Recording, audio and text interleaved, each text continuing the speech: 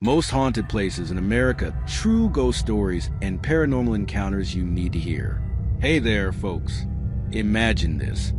You're driving down a deserted highway in the dead of night, somewhere out in the middle of nowhere, say, Route 66 cutting through the Arizona desert. The moon's hanging low, casting long shadows across the cracked asphalt, and your radio starts flickering with static. But instead of music, you hear a faint whisper, like someone's breathing right next to you in the passenger seat. You glance over, nothing there, but the chill runs down your spine anyway, doesn't it? That's the kind of story we're diving into tonight. Before we get into the meat of it, don't forget to hit that subscribe button on our channel, because we got a ton more terrifying tales lined up for you. Real encounters that'll keep you up at night. Alright, let's settle in. I'm gonna tell this like I'm sitting across from you at a campfire, because these aren't just made-up yarns. These are based on real accounts from people who've been to the ringer in some of America's most haunted spots. We'll start slow, build it up, and by the end, you might not want to turn off the lights. Names and places are straight from the States. Think old plantations in the South, abandoned asylums in the Midwest, ghost towns out West. I'll weave them together into one long thread, cause sometimes these hauntings connect in ways you wouldn't believe. Picture this. It all started for me back in 2018. I was a skeptic, you know? Name's Jack Harlan, from Chicago, Illinois. Worked as a freelance journalist, chasing stories about urban legends and folklore. Thought it was all bunk. People seeing shadows because they're tired or drunk. But then I got this tip from an old buddy, Mike, who ran a bar in New Orleans. He said, "Jack, you gotta check out the Mytrles Plantation up in St. Francisville, Louisiana. Folks say it's the most haunted house in America, and I've got a cousin who swears he saw something there that changed him forever." I laughed it off at first. Come on, my ghosts? In this day and age. But he wasn't joking. His eyes got all serious, like he was reliving it himself. Just go, man, and take a recorder. You'll thank me later or curse me. So I packed my bags, hopped on a flight to Baton Rouge, and rented a car. The drive to St. Francisville was peaceful enough. Rolling hills, Spanish moss dripping from the oaks like nature's own cobwebs. The Mytrles Plantation looked straight out of a history book. A big antebellum mansion, white columns, wrap-around porch. Built in 1796, they say, on an old Tunica Indian burial ground. Yeah, that's the kind of detail that sets the stage for trouble. I checked in for one of their overnight tours. The place operates as a bed and breakfast now, but they warn you about the activity. The hostess, a lady named Mrs. Evelyn, greeted me with a warm smile but eyes that darted around like she was expecting company. "Welcome, Mr. Harlan. Room 3 is yours. Just, if you hear footsteps in the hall at night, don't open the door right away." I chuckled. "Footsteps? From who? The maid?" She didn't laugh. "From Chloe. Or maybe the children. They've been here longer than any of us." Chloe, that's the famous one. Legend has it she was a slave who poisoned the owner's family with oleander lace cake back in the 1800s. Got hanged for it, and now her ghost wanders the grounds. There's even a mirror in the foyer that's supposed to show handprints of the dead kids. That first night, I settled into my room. It was cozy, 4-poster bed, antique furniture, the works. I set up my recorder on the nightstand, hit record, and tried to sleep. The air was thick, humid like Louisiana summers are, but there was this underlying chill, like the room couldn't decide if it was hot or cold. Around 2 a.m., I woke up to silence. Absolute dead silence. No crickets, no wind rustling the trees outside, just my own breathing. Then, faint at first, a creak, like someone shifting weight on the wooden floorboards in the hallway. I sat up, heart picking up a bit. "Hello," I whispered, feeling stupid. Nothing. But then another creak, closer, and a soft thump like a child's footfall. I grabbed my phone, turned on the flashlight, and crept to the door, peered through the keyhole. Pitch black out there, no lights on in the hall. I opened the door a crack. The hallway stretched out, empty, moonlight filtering through a window at the end. But as I stepped out, the air got colder, like walking into a freezer. And there, at the far end, a shadow. Not a person, just a shape darker than the dark, moving slowly toward the stairs. I froze. Who's there? My voice echoed weirdly, like the house was swallowing it. The shadow paused, then dissolved into nothing. Gone. I shook it off. Must be my eyes playing tricks after waking up. Went back to bed, but sleep didn't come easy.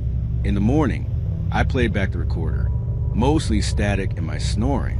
But at 2:17 a.m., clear as day, a whisper, "Help us."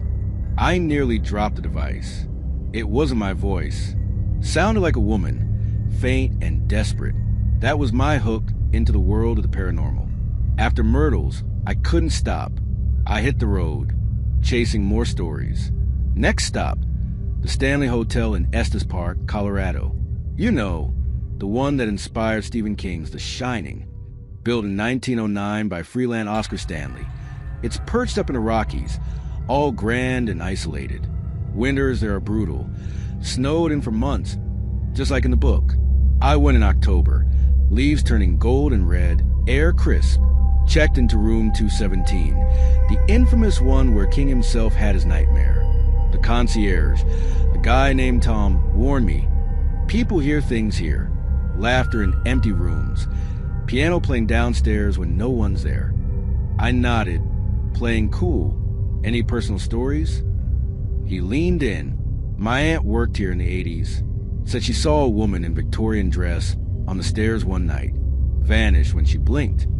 That night, I set up again, recorder, even a cheap EMF meter I bought online. The room was elegant. High ceilings, clawfoot tub, view of the mountains. I read for a bit, some old ghost lore, then lights out. Silence again. That oppressive quiet that presses on your ears. Around midnight, a giggle, high-pitched like a kid's. From the bathroom, I bolted up. Hello? Giggle again, then footsteps, pattering across the carpet toward the bed. I flicked on the lamp. Nothing, but the EMF meter spiked, beeping like crazy. I got bold, started asking questions like those ghost hunters on TV. Is someone here? What's your name? No answer at first. Then, from the closet, a rustle. Door was ajar. I approached slowly, heart pounding. Pulled it open. Empty hangers swaying gently, as if just touched. Back in bed, trying to rationalize wind maybe, but no windows open. Then the piano. Downstairs in the ballroom. Faint notes of some old waltz. I checked the time, 1:43 a.m. No event scheduled. I ventured down, flashlight in hand.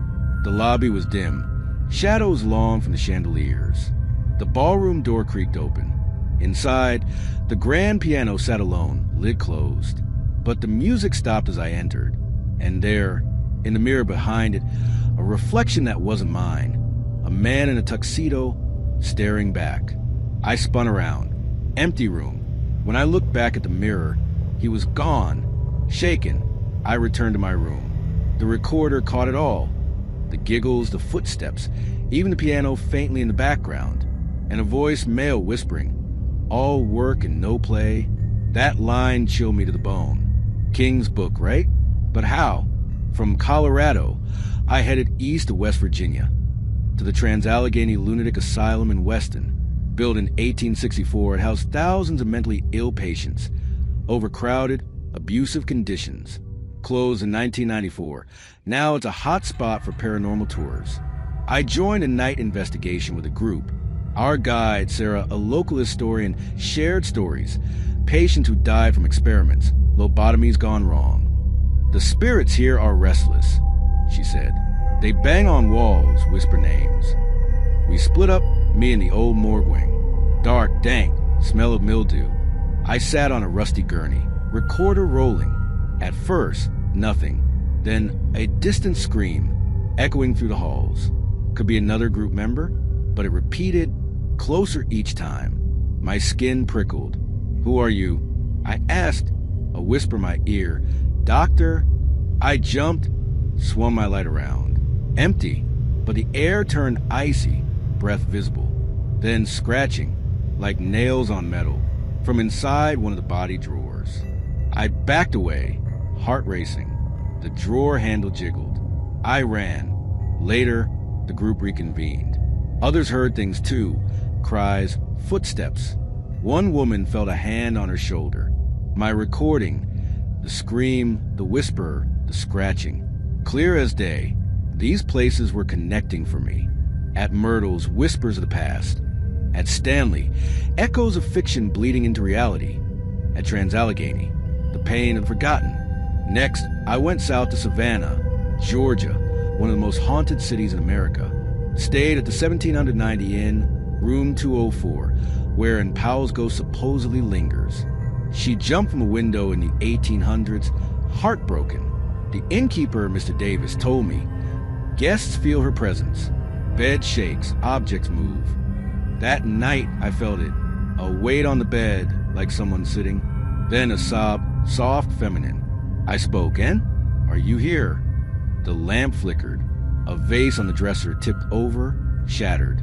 Recorder caught the sob, and a faint. He left me from Savannah to Gettysburg, Pennsylvania.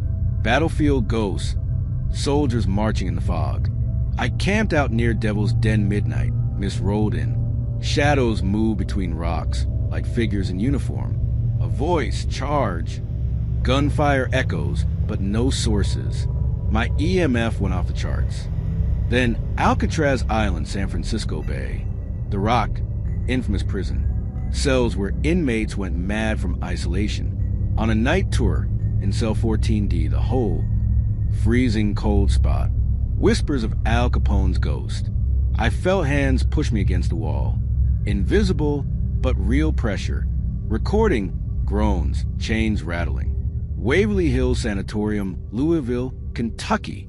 TB Hospital, thousands died. The body chute, tunnel for corpses. Down there, alone, footsteps behind me. Turn, nothing, but breath on my neck.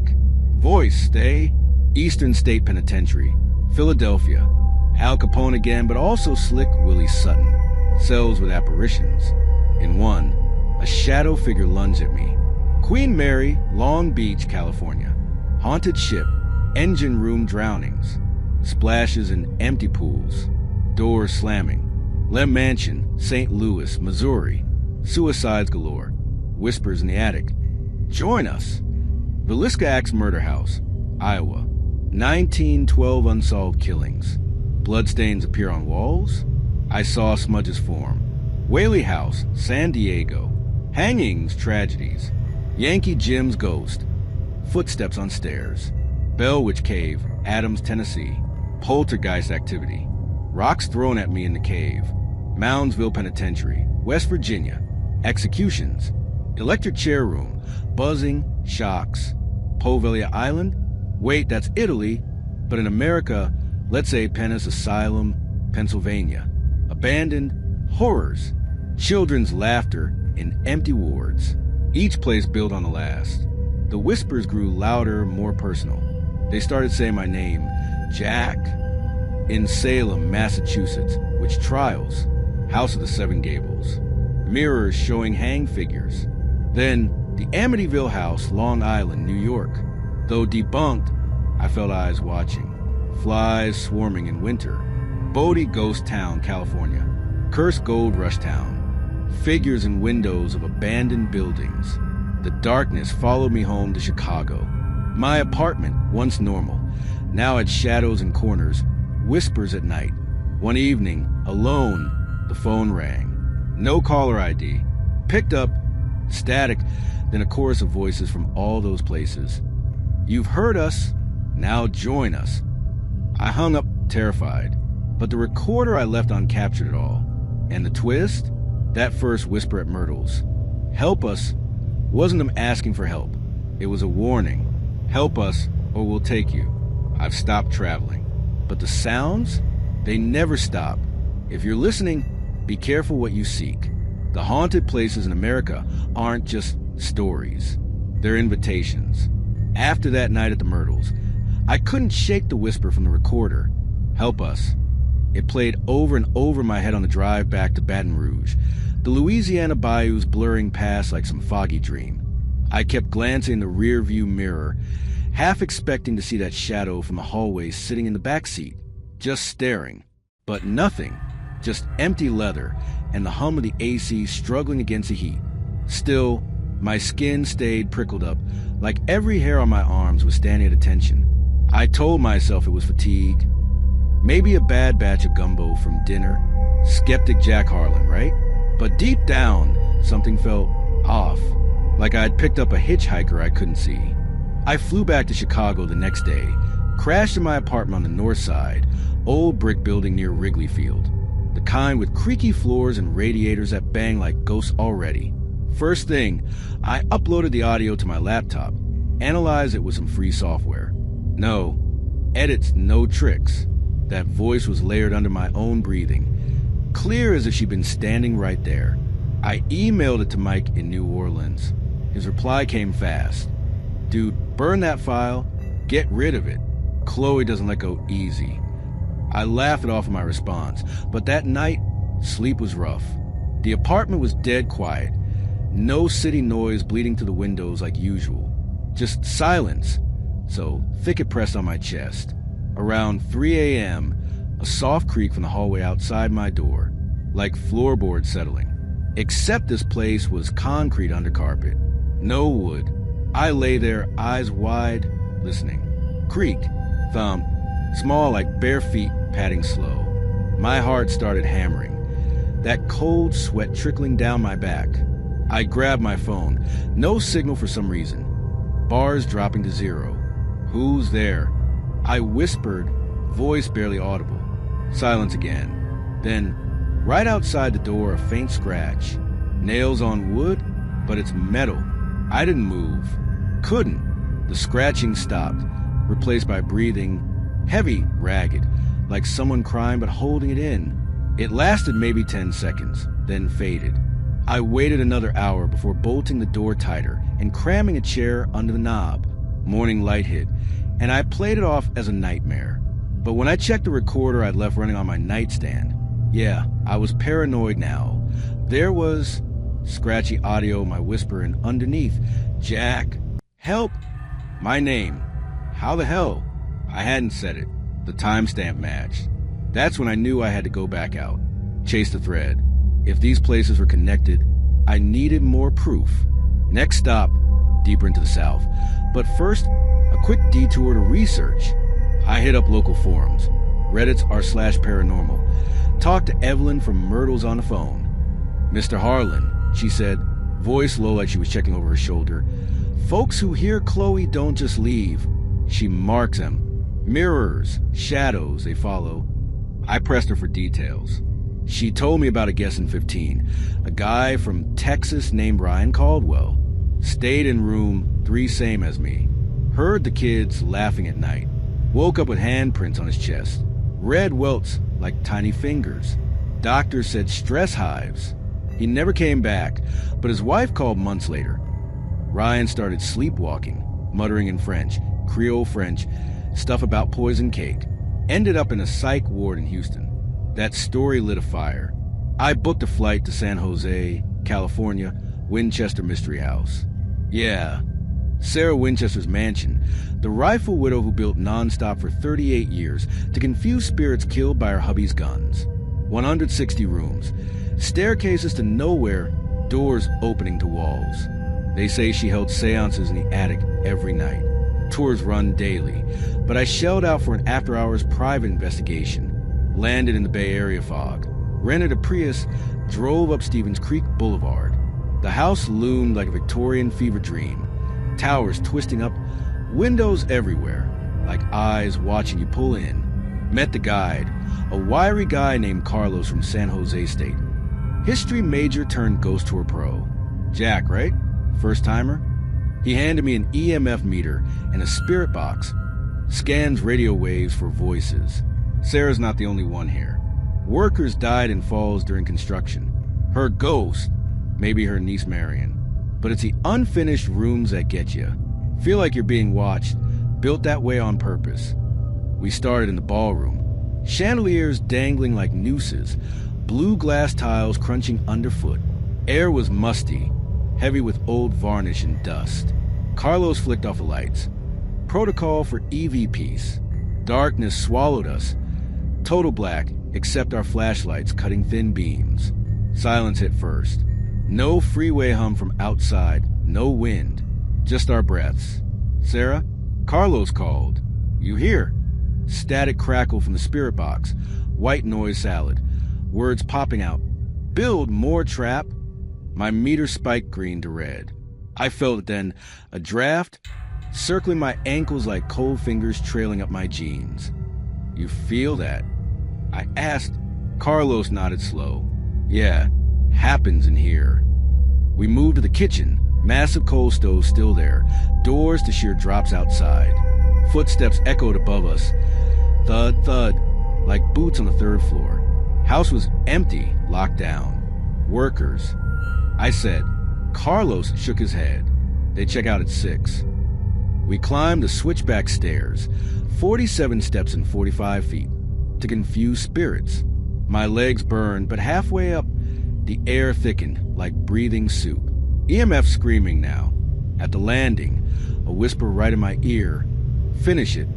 Female, soft, pleading. I spun. Nothing but shadows pooling in corners, shifting like they were breathing too. Carlos went pale. That wasn't Sarah. That's the little girl. Marion, dead at 6 weeks. Guest reporter laughter. Toys moving. We pushed to the attic seance room. Tiny, windowless, table scarred with candle wax. Sat in the circle, lights out. Spirit box going wild. Winchester, blood, guns. Names, dates. 1866, year the family started dying. My recorder picked up thumps on the floorboards, like fists pounding from below. Heart racing, I asked Chloe, "You following me?" Stupid, but after Mytrles, static cleared. Jack trapped? Carlos cut the session. That's not normal. Voices don't follow guests. We wrapped early, but outside in the parking lot, under sodium lamps buzzing yellow, my phone pinged. Audio file, unsent from my recorder app. Played it. Children's giggles, overlapping with that patting thumb from Chicago and Chloe's plea. Join, build. Drove to a motel off Highway 101 that night. North San Jose Strip with neon signs flickering. Room smelled of bleach and smoke. Tried to sleep, but 2 a.m. brought the silence again. Creak from the bathroom. Drip, drip, but faucet off. Got up, checked.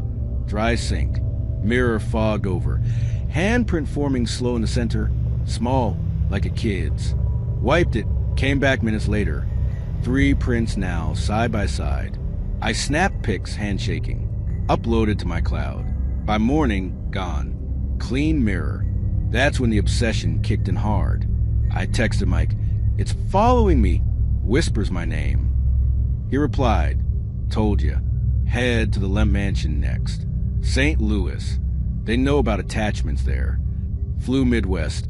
Landed at Lambertfield. Rented a Chevy Malibu. Lemp Mansion. Soul of St. Louis's haunted scene. Beer Baron family. For suicides. Cave system under the house where the brewery started. Built 1868, now B&B. Checked into the William Lemp suite. Billy Lemp shot himself there in 1904, body found by servants. Hostess was Lila, mid-40s, Missouri drawl thick. Mr. Harlan, we get investigators. But if you hear music, ragtime piano, don't follow it to the basement. Showed me the room, dark with paneling, 4-poster bed sagging in the middle like it had held a heavy man. Photos on walls. Lemp staring out, eyes hollow. Air was cool, almost refrigerated, despite the humid July outside. Unpacked, set up gear, recorder, EMF, even a thermal cam from Amazon. Dinner in the mansion, dining room. Quiet, just me and a couple from Kansas hearing their own stories.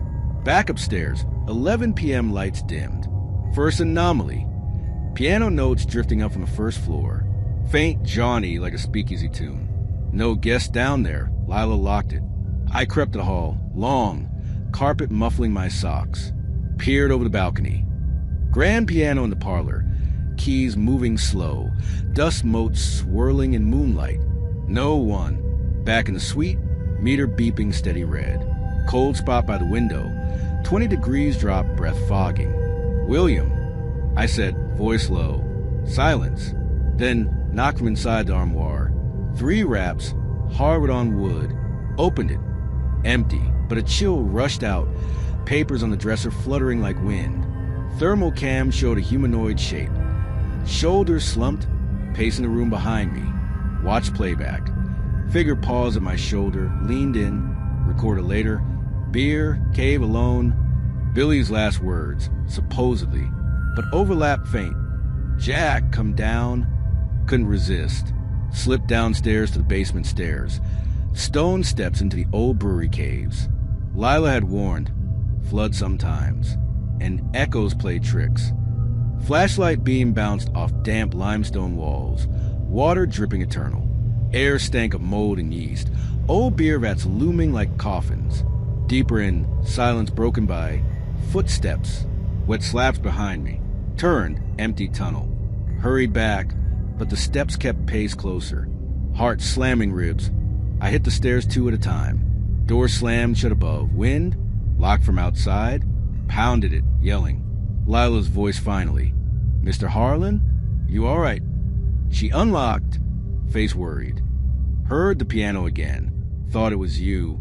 No, it was them. Back in the room. Scratches on my arm. 3 lines parallel, fresh red. Not from the cave rocks. Photos showed nothing, but mirror in the bath. Handprint again, bigger, adult size, right where my reflection stood. Slept with lights on. Dreams came. Caves filling with Lem family. William, his son, daughter Elsa, all pressing close, whispering, join the family. Woke sweating. For a M recorder captured bed creaks, like someone sat heavy at the foot and my name in chorus. Jack, limp now. By checkout, I was afraid. Lila slipped me a card. Father Blackburn's, exorcist in Belleville. Attachments like yours, he's seen him. But I didn't call. Pushed on. Next, Villiscax Murder House, Iowa.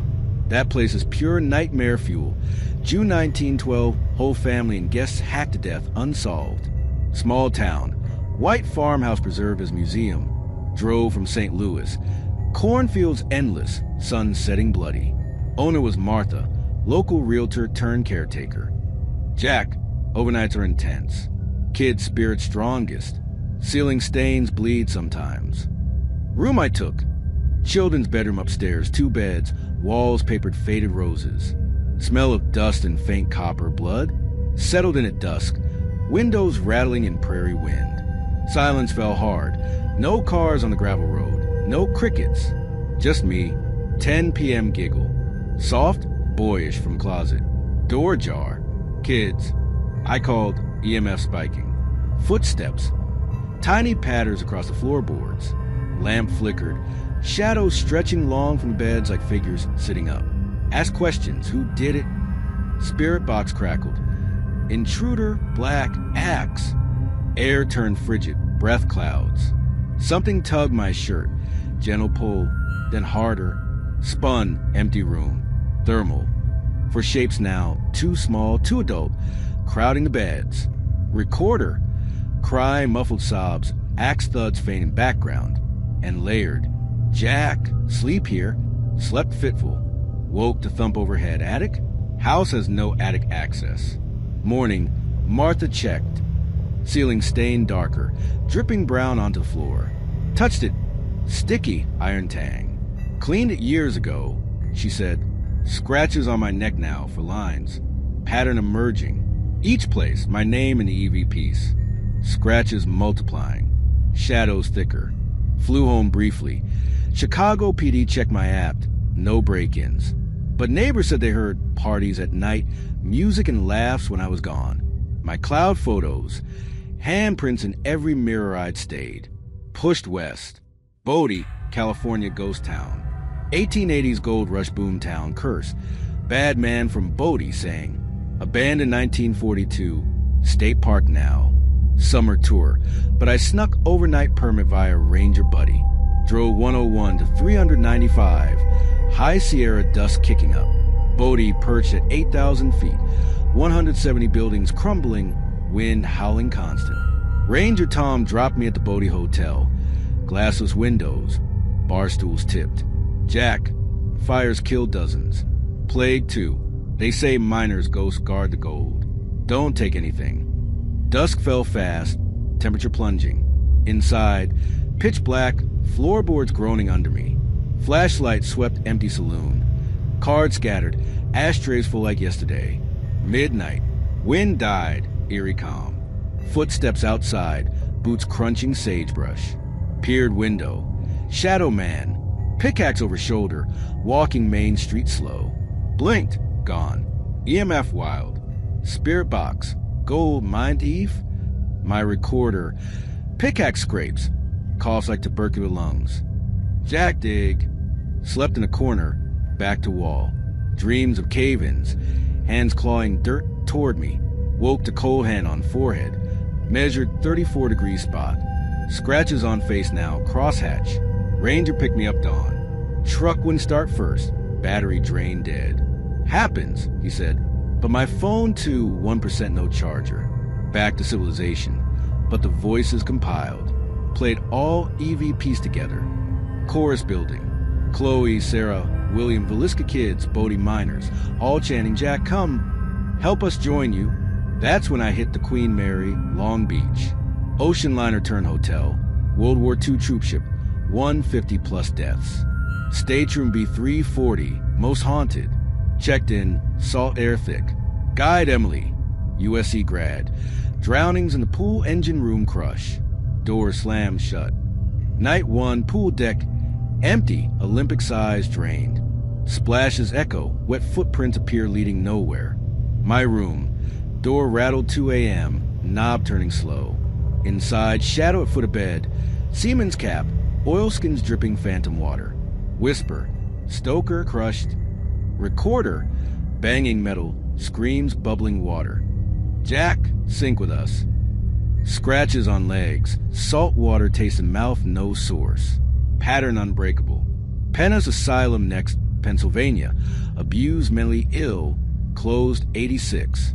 With a group, but split to boys' ward. Laughter echoed empty halls. Hands grabbed ankles in dark. EVP, play, Jack forever. Lizzie Bordenhouse. Fall River, Massachusetts axe murder site. Bed where Abby died. Weight depressed beside me. Hatchet scrape on wall. 40 wax, your turn. La Laurie Mansion.